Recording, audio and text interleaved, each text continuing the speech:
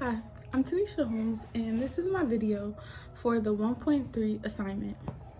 In the mastery book, many of the masters did not really know who they desired to become, or when they found one thing, they realized that it wasn't quite it and they transitioned into something else. And I feel as if this is my same journey. I'm constantly and consistently doing one thing, trying one thing, and moving to another thing because it's not exactly for me.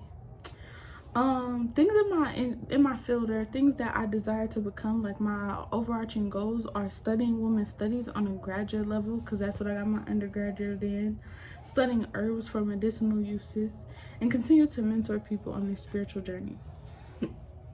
And so, getting into the things that the first chapter was about the different ways to start your path along mastery, the first one was returning to your origins.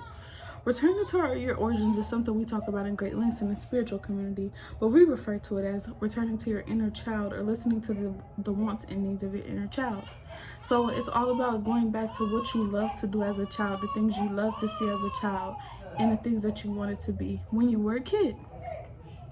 And another thing that the mastery book discussed was finding your niche. So it's when you are on this path and let's say you are good at mathematics, but you're also good at mathematics and you're good at herbery as well. So then it would be going into some type of way of bringing math and herbs together, so you're not just doing one thing that everybody else is doing. Another thing it talked about was being radical enough to step away from the people and the things that made you do the thing that you thought you had to do. And so when Green discussed Wolfgang returning to Salzburg and obtaining a traditional job, but not being able to control his unease with what he was doing, I completely felt what they were talking about. As I tried to remain a STEM major to appeal to my mom, I sat in chemistry and I completely contemplated dropping out. I was attracted for the wrong reasons, as Green mentioned. I wanted to become and pursue the STEM program and degree because of what my mom wanted for me and because of the money. But like Wolfgang, I couldn't do it no matter what. So I ended up changing my major. Luckily, I didn't drop out. The next thing was releasing the past. So that is releasing this title, releasing this idea that you only can pursue this one career or this one thing. When I tried to simply obtain my teacher certification, it was not what I wanted, no matter how much I tried to make it work. Therefore, I had to turn away from what I always knew to pursue what felt right. I had been in teacher academy since I was in high school, but in college, just doing the teacher certification wasn't it. And so therefore, I had to release my past and kind of walk onto a new path when I majored in women's studies. Another thing is that Green talked about in Mastery is finding your way back. Finding your way back is listening to the little voice inside. The little voice inside you that's telling you, go down this road, don't go down that road.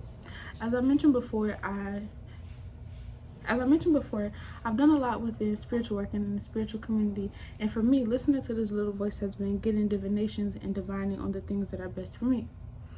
Another thing is that the last thing that Green talked about was the reversal. So Temple Grandin literally made her passion centered around liberating her younger self. The reversal was also going back to origin, because in the places they told her she couldn't, she did, but in her own way. Therefore, reversal is all about liberating your inner child. A dream career or path I deeply desire now in my life is becoming a professional astrologer and a women's studies professor. And to add on to the women's studies part, possibly creating my own women's studies department at a historically black college or university. Goals for the next 3 weeks to see this through is being more aware of astrology transits. Right now, Mercury is currently retrograde in Capricorn, so watching that more. Another goal is drinking a specific tea for an issue I'm having for 7 days straight to see how it actually helps that issue after doing proper research.